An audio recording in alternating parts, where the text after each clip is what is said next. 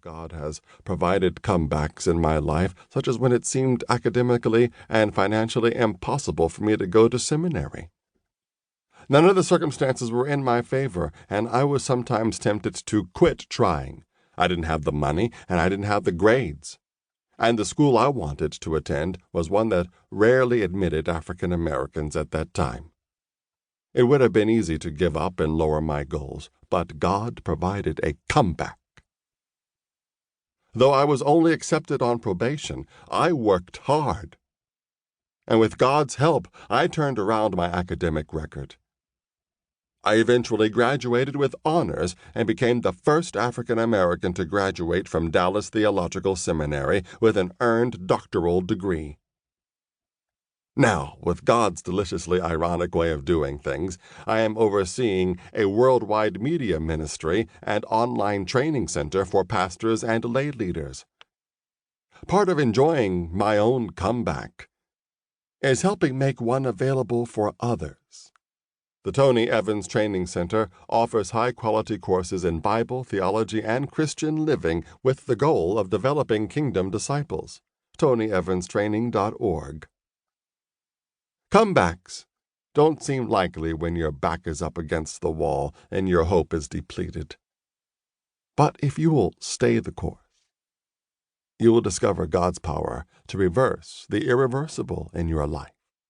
It is my hope that the principles and truths in these chapters will equip you with the mindset you need to experience the comeback you need. God is the God of second and third and fourth chances. He can turn things around on a dime. Look to Him always. Honor Him first, and then watch Him blow your mind. Remember, our God can hit a bullseye with a crooked stick.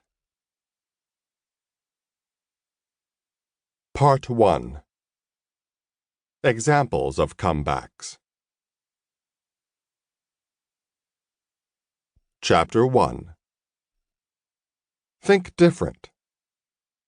Apple hasn't always been the dominating tech company it is today, wrapping its brand around the world and penetrating diverse cultures.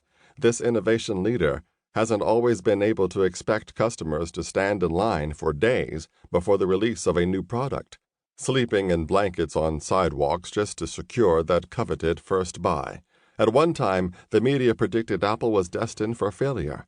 They also assaulted its eccentric leader, Steve Jobs, with critical review after critical review. Those who followed stock advisors' sound advice to buy low and sell high could have bought plenty of low-priced Apple stock at one time. In 1997, the future looked bleak for this unique computer company that targeted creative users rather than the typical upper-class demographic. IBM owned the general market and shaped the mindset for the computer savvy at the time. IBM's watchword, "Think," had been rolled out in million-dollar campaigns aimed at capturing the entire market for personal gadgets. In 1999, IBM would roll out yet another campaign, this time expanding its aim to small businesses with the tagline, "Solutions for a Small Planet." Yet the price tag of that campaign wasn't small, costing IBM more than $40 million when all was said and done. But by then, it would be too late. In 1998, Apple introduced the iMac.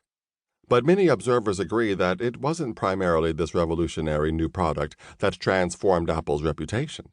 Instead, IBM fell from premier to paltry in many customers' minds because the previous year, Apple challenged the world to do more than think. Rather, they challenged each of us to think different. But how was this new? After all, Apple had always been different. Its history and founders were considered rebellious, arrogant, and ostentatious. That branding style had proven to be a negative in the past, so why would thinking different be so appealing now? Different succeeded this time because some clever marketing minds helped us all to see different in a new light. They did this by couching different in the context of world-changing history. The campaign's leader described his idea this way.